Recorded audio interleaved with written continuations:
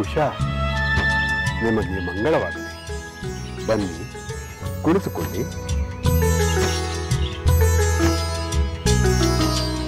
ಗುರುಗಳೇ, ನಾವು ನಿಮ್ಮ ಬಳಿ ಒಂದು ವಿಚಾರವನ್ನು ಕೇಳಬೇಕು.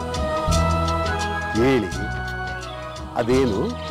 ಗುರುಗಳೇ, ಶ್ರೀರಾಮಚಂದ್ರ ಪ್ರಭುವಿನ ಅಶ್ವಮೇಧ ಯಾಗ ಸಮಾಪ್ತಿಯಾಯಿತೆ?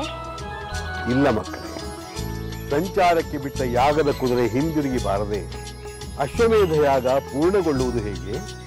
ಅಂದರೆ ಅಶ್ವಮೇಧ ಯಾಗದ ಕುದುರೆ ಇನ್ನೂ ತನ್ನ ಸಂಚಾರವನ್ನು ಮುಗಿಸಿಲ್ಲವೇ? ನನಗೆ ತಿಳಿದ ಮಟ್ಟಿಗೆ ಇನ್ನೂ ಮುಗಿಸಿಲ್ಲ. ಇಷ್ಟು ಹೊತ್ತಿಗೆ ಅದು ಮರಳಿ ಬರಬೇಕಾಗಿತ್ತಲ್ಲವೇ ಗುರುಗಳೇ? ಏಕೆ ತಡವಾಯಿತು? ಯುದ್ಧ ಮುಗಿಯದೆ ಅದು ಹೇಗೆ ಮರಳಿ ಬರುತ್ತದೆ? ಶ್ರೀರಾಮನ ಸೈನ್ಯದ ವಿರುದ್ಧ ಯುದ್ಧವೇ? ಹೌದು ಮಕ್ಕಳೇ, ಯಾಗದ ಕುದುರೆಯನ್ನು ಕಟ್ಟಿದ ವೀರರು ಶತ್ರುಘ್ನನೊಂದಿಗೆ ಯುದ್ಧ ಮಾಡುತ್ತಿದ್ದಾರೆ. ಅಂದರೆ ರಾಮ ಸೈನ್ಯವನ್ನು ಎದುರಿಸುವ ವೀರರು ಭೂಮಂಡಲದಲ್ಲಿ ಇರುವರೆಂದಾಯಿತು. ಅವರು ವೀರರು ಮಾತ್ರ ಅಲ್ಲ ಮಕ್ಕಳೇ, ಮಹಾ ಶ್ರೀರಾಮ ಭಕ್ತರು. ಇದೆಂತ ವಿಚಿತ್ರ ಗುರುಗಳೇ! ರಾಮ ಭಕ್ತರು ರಾಮನ ಸೈನ್ಯದ ಎದುರು ಯುದ್ಧ ಮಾಡುವುದೇ? ಹೌದು ಮಕ್ಕಳೇ, ಪರಶಿವನ ಅನುಗ್ರಹ ಪಡೆದ ರಾಜ ವೀರಮಣಿ ಶ್ರೀರಾಮ ಭಕ್ತನೇ. ಕ್ಷತ್ರಿಯ ಪ್ರತಿಷ್ಠೆಗಾಗಿ ಯಾಗದ ಕುದುರೆಯನ್ನು ಕಟ್ಟಿ ಯುದ್ಧ ಮಾಡಿದ. ಆ ವೀರಮಣಿ ಗೆದ್ದನೆ? ಒಂದು ರೀತಿಯಲ್ಲಿ ಯಾರೂ ಗೆಲ್ಲದ, ಯಾರೂ ಸೋಲದ ಯುದ್ಧ ಅದು. ರಾಜ ವೀರಮಣಿಯ ರಕ್ಷಣೆಗಾಗಿ ಸಾಕ್ಷಾತ್ ಪರಶಿವನೇ ನಿಂತು ಬಿಟ್ಟ. ಕಡೆಗೆ ರಾಮ ಶಿವ ಇಬ್ಬರು ಯುದ್ಧ ಪರಿಸಮಾಪ್ತಿಗೊಳಿಸಿದರು. ಈಗ ಇನ್ನೊಂದು ಯುದ್ಧ ನಡೆಯುತ್ತಿದೆ. ಅದು ಯಾರೊಂದಿಗೆ ಗುರುಗಳೇ? ಮಹಾರಾಮ ಭಕ್ತನಾದ ಸುರತ ರಾಜನೊಂದಿಗೆ ಶತ್ರುಘ್ನನ ಸೈನ್ಯ ಯುದ್ಧ ಮಾಡುತ್ತಿದೆ. ಅವನು ರಾಮಾಸ್ತ್ರವನ್ನೇ ಪ್ರಯೋಗಿಸಿ ಹನುಮಂತನನ್ನು ಬಂಧಿಸಿ ಬಿಟ್ಟ. ಈ ಸಾಹಸವೆಲ್ಲ ಯಾಕಾಗಿ? ರಾಮ ದರ್ಶನಕ್ಕಾಗಿ. ಯಾಗದ ಕುದುರೆಯನ್ನು ಕಟ್ಟಿದರೆ ರಾಮ ದರ್ಶನ ಸಾಧ್ಯವೆಂದು ಅವನು ಹೇಗೆ ಭಾವಿಸಿದ ಗುರುಗಳೇ? ರಾಮನ ಕಡೆಯ ವೀರರನ್ನೆಲ್ಲ ಬಂಧಿಸಿದರೆ ಅವರನ್ನು ಬಿಡಿಸಿಕೊಳ್ಳಲು ಯುದ್ಧ ಭೂಮಿಗೆ ಶ್ರೀರಾಮನೇ ಬರುತ್ತಾನೆಂದು ಅವನ ನಂಬಿಕೆ. ಅವನ ನಂಬಿಕೆ ಸತ್ಯವಾಗಬಹುದೇ ಗುರುಗಳೇ? ಸತ್ಯವಾಗಬಹುದು. ಏಕೆಂದರೆ ಅವನು ರಾಮಾಸ್ತ್ರದಿಂದ ಹನುಮಂತನನ್ನೇ ಬಂಧಿಸಿದ್ದಾನೆ, ಶತ್ರುಘ್ನನನ್ನು ಮೂರ್ಛೆಗೊಳಿಸಿದ್ದಾನೆ. ಯುದ್ಧಕ್ಕೆ ಶ್ರೀರಾಮಚಂದ್ರನೇ ಅನಿವಾರ್ಯವಾಗಿ ಹೋಗಬಹುದು. ಮುಂದೇನಾಗುವುದೆಂದು ಕಾದು ನೋಡಬೇಕು ಮಕ್ಕಳೇ. ನಮ್ಮ ಶಂಕೆ ನಿವಾರಣೆ ಆಯಿತು ಗುರುದೇವ. ಶ್ರೇಯೋ.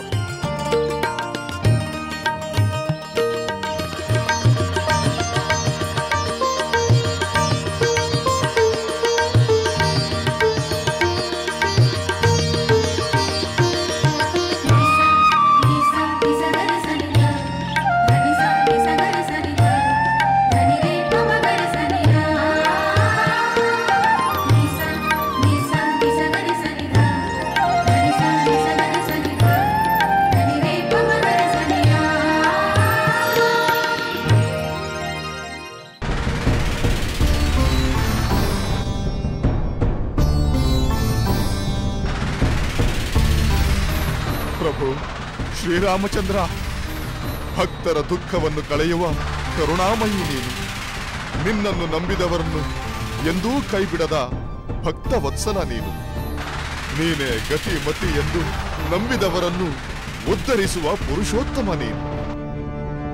ಅಲ್ಲಿ ನೀನು ಯಾವ ಕರ್ಮದಲ್ಲಿ ನಿರತನಾಗಿರುವೆ, ನಾನಿಲ್ಲಿ ನಿನ್ನ ಭಕ್ತನಿಂದಲೇ ಬಂಧಿತನಾಗಿರುವೆ. ತಡ ಮಾಡಬೇಡ ಸ್ವಾಮಿ, ಬೇಗನೆ ಬಂದು ನನ್ನನ್ನು ಬಂಧಮುಕ್ತನನ್ನಾಗಿ ಮಾಡು.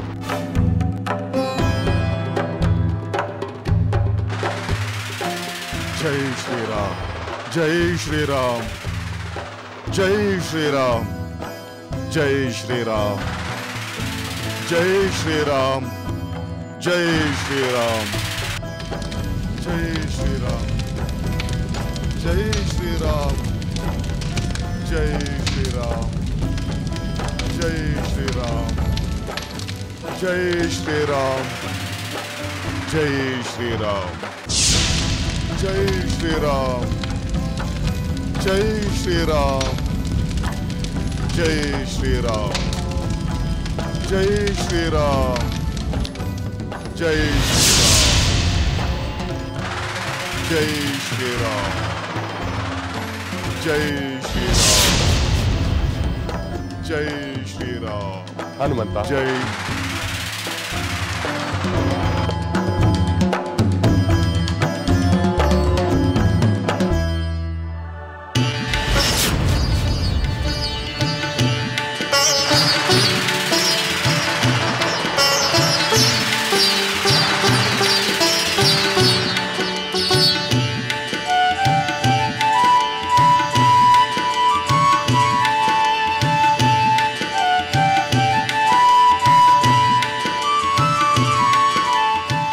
ಶತ್ರುಘ್ನ,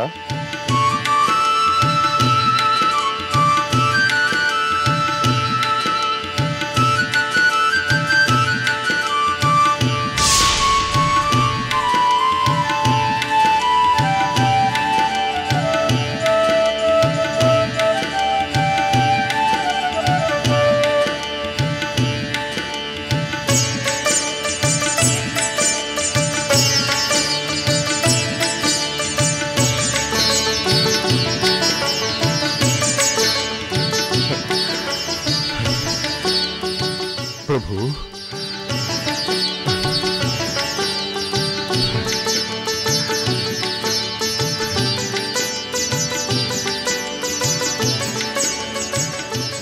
ಪ್ರಿಯ ಮಾರುತಿ, ಮಹಾಬಲವಂತನಾದ ನಿನ್ನಿಂದ ಈ ಆರ್ತನಾದವನ್ನು ಕೇಳಿ ನಾನು ಬೇಗನೆ ಬಂದುಬಿಟ್ಟೆ. ನಿಮ್ಮ ಭಕ್ತರ ಶಕ್ತಿಯೇ ಅಂತದ್ದು ರಾಮಚಂದ್ರ. ನಿಮ್ಮ ಮಹಾಭಕ್ತನಾದ ಸುರತ ಮಹಾರಾಜ ತನ್ನ ಭಕ್ತಿಯ ಶಕ್ತಿಯಿಂದಲೇ ನನ್ನನ್ನು ಬಂಧಿಸಿಬಿಟ್ಟ. ಆ ಶಕ್ತಿಯೇ ನನ್ನನ್ನು ಬಿಡಿಸಬೇಕಲ್ಲವೇ? ಶರಣಾಗತ ವತ್ಸಲನಾದ ನಿನಗೆ ಮೊರೆ ಇಡದೆ ನನಗೆ ಬೇರೆ ದಾರಿಯೇ ಇರಲಿಲ್ಲ. ನಿಮ್ಮ ದರ್ಶನದ ಮಹದಾಸೆಯಿಂದಲೇ ಈ ಸುರತ ಮಹಾರಾಜ ಇಷ್ಟೆಲ್ಲ ಸಾಹಸವನ್ನು ತೋರಿದ. ಇವನ ಮೇಲೆ ಕೃಪೆ ತೋರು ಪ್ರಭು.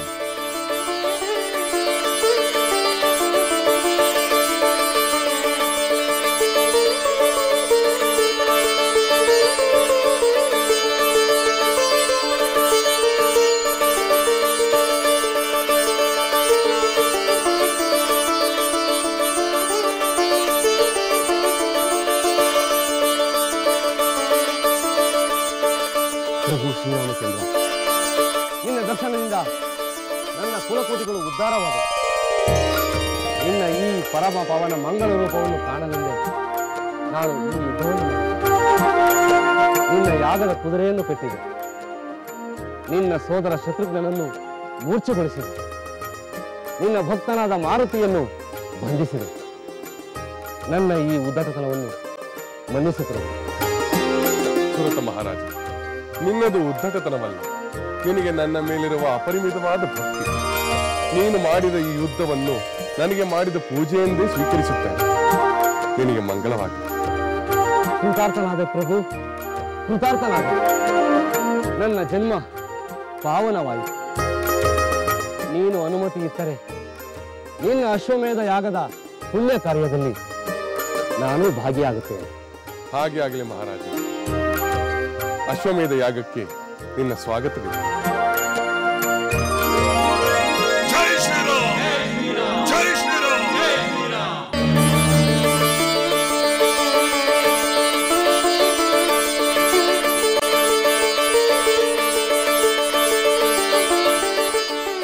ಪ್ರಣಾಮಗಳು ಗುರುದೇವ. ಬನ್ನಿ ಬನ್ನಿ ಮಕ್ಕಳೇ, ಕುಳಿತುಕೊಳ್ಳಿ.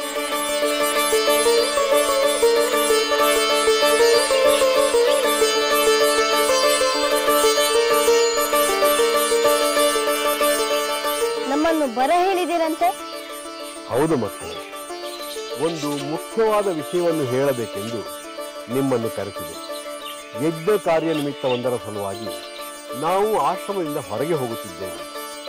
ನಾವು ಆಶ್ರಮಕ್ಕೆ ಹಿಂದಿರುಗಿ ಬರುವವರೆಗೂ ಆಶ್ರಮದ ಎಲ್ಲ ಕರ್ತವ್ಯಗಳ ಕಡೆ ನೀವು ಗಮನ ಕೊಡಬೇಕು.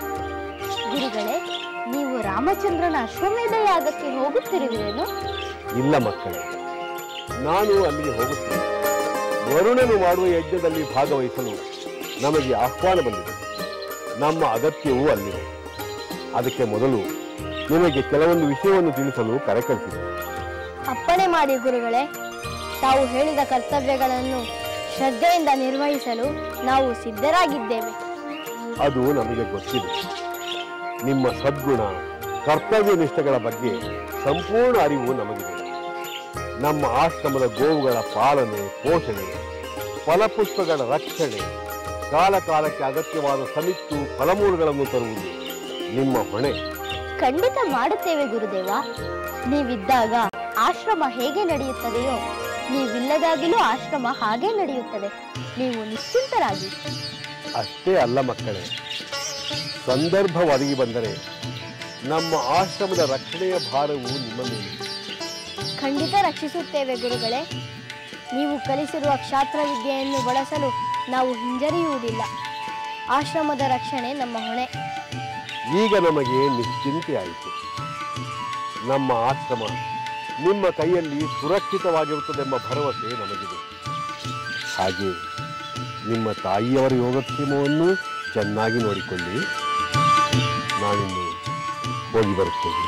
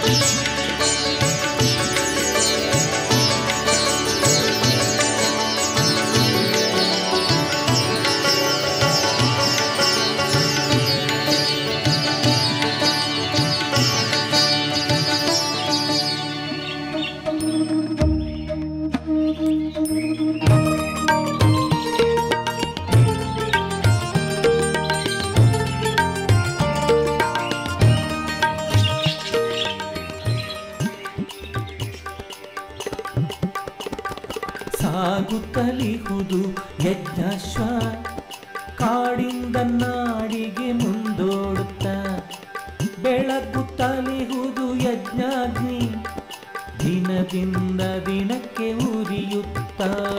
ಸಾಗುತ್ತಲಿಹುದು ಯಜ್ಞಾಶ್ವ ಕಾಡಿಂದ ನಾಡಿಗೆ ಮುಂದೋಡುತ್ತ, ಕಾಡಿಂದ ನಾಡಿಗೆ ಮುಂದೋಡುತ್ತ. ಶತ್ರುಘ್ನ ಸೇನೆ ಸಾಗುತ್ತಲಿಹುದು ಅಶ್ವವು ಹೋದ ಕಡೆಯೆಲ್ಲ, ಅಶ್ವವು ಹೋದ ಕಡೆಯೆಲ್ಲ. ಒಂದೊಂದೆಡೆಯೂ ಒಂದೊಂದನುಭವ, ಕುದುರೆಗೆ ತಡೆಯಿಲ್ಲ, ಯಜ್ಞಾಶ್ವಕ್ಕೆ ತಡೆಯಿಲ್ಲ. ಸಾಗುತ್ತಲಿಹುದು ಯಜ್ಞಾಶ್ವ ಕಾಡಿಂದ ನಾಡಿಗೆ ಮುಂದೋಡುತ್ತ, ಕಾಡಿಂದ ನಾಡಿಗೆ ಮುಂದೋಡುತ್ತ, ಕಾಡಿಂದ ನಾಡಿಗೆ ಮುಂದೋಡುತ್ತ.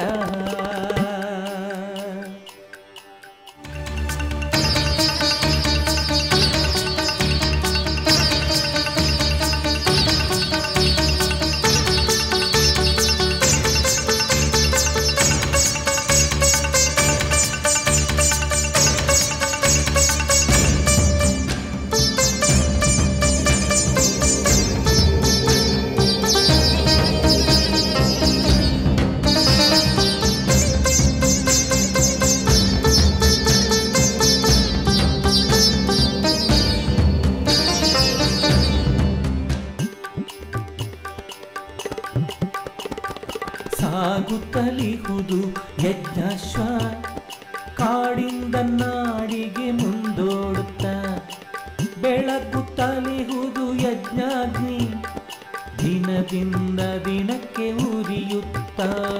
ಸಾಗುತ್ತಲಿಹುದು ಯಜ್ಞಾಶ್ವ ಕಾಡಿಂದ ನಾಡಿಗೆ ಮುಂದೋಡುತ್ತ, ಕಾಡಿಂದ ನಾಡಿಗೆ ಮುಂದೋಡುತ್ತ. ಶತ್ರುಘ್ನ ಸೇನೆ ಸಾಗುತ್ತಲಿಹುದು ಅಶ್ವವು ಕಡೆಯೆಲ್ಲ ಅಶ್ವವು ಹೋದ ಕಡೆಯೆಲ್ಲ ಒಂದೊಂದೆಡೆಯೂ ಒಂದೊಂದನುಭವ ಕುದುರೆಗೆ ತಡೆಯಿಲ್ಲ ಯಜ್ಞಾಶ್ವಕ್ಕೆ ತಡೆಯಿಲ್ಲ ಸಾಗುತ್ತಲಿಹುದು ಯಜ್ಞಾಶ್ವ ಕಾಡಿಂದ ನಾಡಿಗೆ ಮುಂದೋಡುತ್ತಾ ಕಾಡಿಂದ ನಾಡಿಗೆ ಮುಂದೋಡುತ್ತಾ ಕಾಡಿಂದ ನಾಡಿಗೆ ಮುಂದೋಡುತ್ತಾ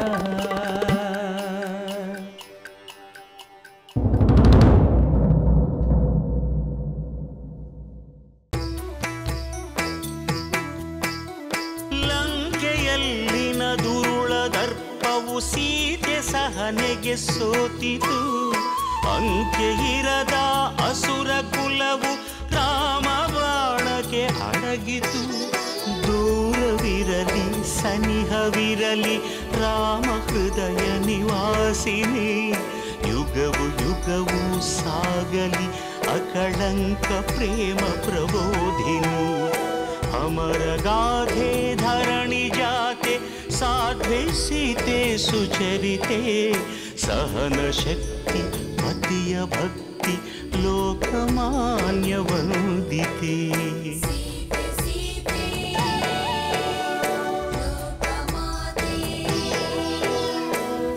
ರಾಮ ಹೃದಯ ನಿವಾಸಿನಿ ಅಕಳಂಕ ಪ್ರೇಮ ಪ್ರಬೋಧಿನಿ ಸೀತೆ ಮಾತೆ